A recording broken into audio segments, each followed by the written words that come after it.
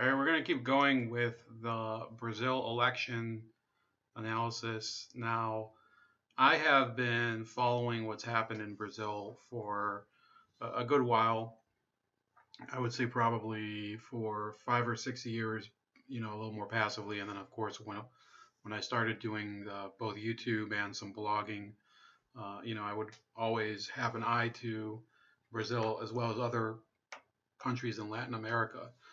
So, unfortunately, Roger Waters decided to wade into it as if he knows anything, because of course as a person who was the bassist who ended up breaking up Pink Floyd.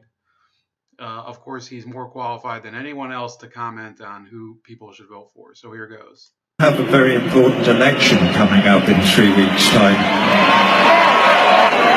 So, at some point, you're going to have to decide who you want your next president to be.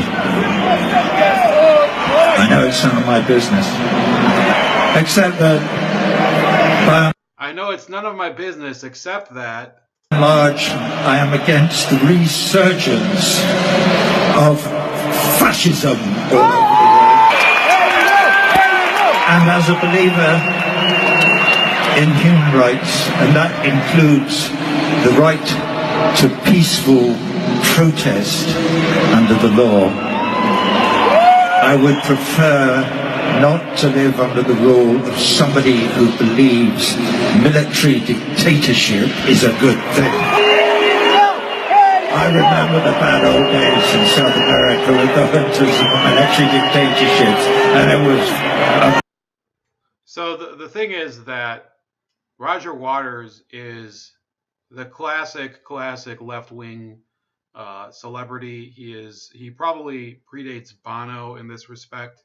He's more from the John Lennon era, and unfortunately, even though I'm no fan of John Lennon, he survived that era, whereas John Lennon, of course, was killed by Mark David Chapman. Now, the crowd was not having, they were not having it at all. So this is a tweet by a person who is pretty much, he's a Haddad supporter. And then you have this longer video. People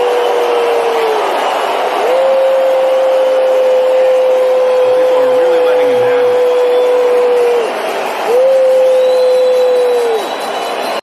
So we're going to get back to some of the footage from, of course, the real news coverage of this. And I just want to say that I have hated Roger Waters for a very long time. It's not only because of Waters' pompous politics, including his stance on Israel and Palestine, I don't agree with. But there's a lot of people who say similar things, and I let it slide. I don't think that people were saying that Lorde it was a huge problem when she decided to be a part of the campaign, but to cancel her concert in Israel. I said, well, who cares? Unfortunately, some people are swayed by weak arguments, and you have to let it go.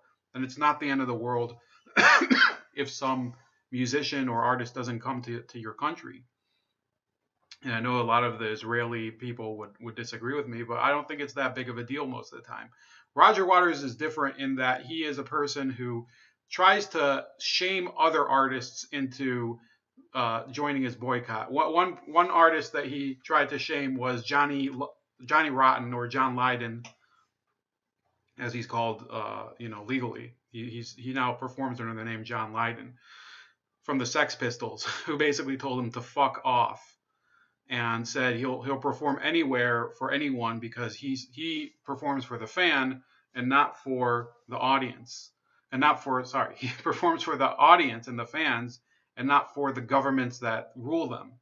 Then there was Radiohead with Tom York, who said that, Roger Waters basically thinks that he can think for them and they can form their own opinion on whether to perform in a country or not. And they decided to perform in Israel. So he would have some of his activists go to their performances, I believe in Scotland, and try to intimidate him. And he wasn't having it. And he ended up going.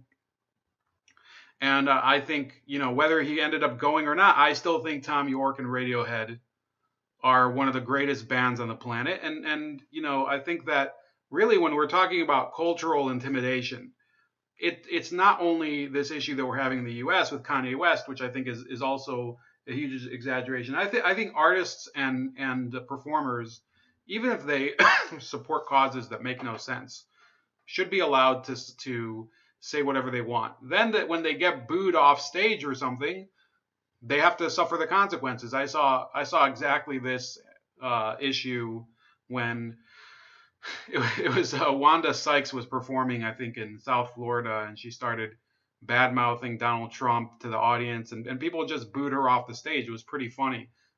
Even though I like Wanda Sykes as a comedian, I think she's a very good comedian when she is in her zone. She's hilarious on Curb Your Enthusiasm. I think people should be able to separate the art from the belief system. When the artist decides to inculcate their art with their political beliefs, they have to be ready for people to kind of reject it. Okay, so at the same time, I don't think that Roger Waters should be boycott should be banned from performing anywhere. Some people have talked about that. I think it's fine. I think he's a complete moron. But people have obviously there were a ton of fans at this show. I wouldn't go see it because I think he was the weak member of Pink Floyd. But in any case, here is actual Brazilians' take on this. Yo, what's up? So recently, a lot of foreign media and foreign celebrities have been commenting on the elections in Brazil. And I believe everyone is entitled to their opinion. An American can talk about Brazil, a Brazilian can talk about America. This is freedom of expression. It's a good thing. The problem is, where were all these people before? Why is now the right time to put your 2 cents in when you haven't been paying attention for the last decade, the last 20 years? Brazil's not a new country. It's not a little country. It has over 200 million people. And yes, the country is very divided right now. But one thing I think that almost every Brazilian agrees on, they don't like when a foreigner comes into their country, points their finger and tells them what to do, how to vote. It comes off a little hypocritical when you just show up during the time of election to make your point. It kind of looks like a publicity stunt. Maybe they've seen a video out of context. Maybe they've seen a report on the news. By the way, this is how the world covers Brazil. Sao Paulo does not border Ecuador or Peru. It's about a 6-hour drive from Rio de Janeiro. And this is unfortunately a pretty common way that Brazil is presented in the world. So now we have Roger Waters from Pink Floyd. Love Pink Floyd, by the way. Great band. But he played at Allianz Park in Sao Paulo, and he decided this was the right time to make a political statement. First of all, Brazilians are mostly tired of politics. That's all they hear about. They didn't come to see your show. They didn't pay good money to come see your show to talk about politics. Okay, so that's his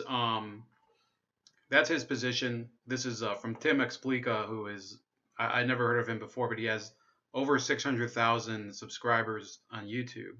So I think he covers the sentiment of a lot of people in a lot of elections around the world. Obviously, I comment on elections in Britain. I comment on elections in Germany. I comment on elections around the globe. And more people, because yes, some of us reject globalism, but we all recognize that there's a global media now. You can now get interested in elections around the world. There's more real-time analysis that's available. You can see videos, live feeds from international elections. But really, the issue is when people start to decide that a choice that a country makes is basically so off and it's so unacceptable that now you have to comment on it. There was one other. Here we go. This is the image that Roger Waters put up. He said neo-fascism is on the rise in the USA with Trump, in Hungary with Orban, in France with Le Pen, in Austria with Kurz, in the UK with Farage, in Poland with Kaczynski, in Russia with Putin, and in Brazil with Bolsonaro. Well, now he's just trying to tell the audience, you now have the same problem as we do. Well, the other problem that Roger Waters doesn't talk about is how much of a failure Brazil's government was, and that's why they're turning to somebody like Bolsonaro, who, he well could be a failure, but let's just stop being this arrogant douche like Roger Waters is, a person who made an album, The Wall, which was partially a result of his wife cheating on him while he was on tour. This is the same guy who cheats on his wife with his best friend's wife. And I'll put that in the description too. I think it was Rula Jabril. Here, we'll just pull it up right now. While we're at it, damn it, this internet is slow. Here we go. So you see this. I mean, what could attract her to this? I mean, a guy who sneers on stage and looks like this. I mean, it couldn't be money, right? In any case, yeah, she was the ex-wife of Waters' friend Julian Schnabel, who I think is a German film writer. He's 72 and she's 43. And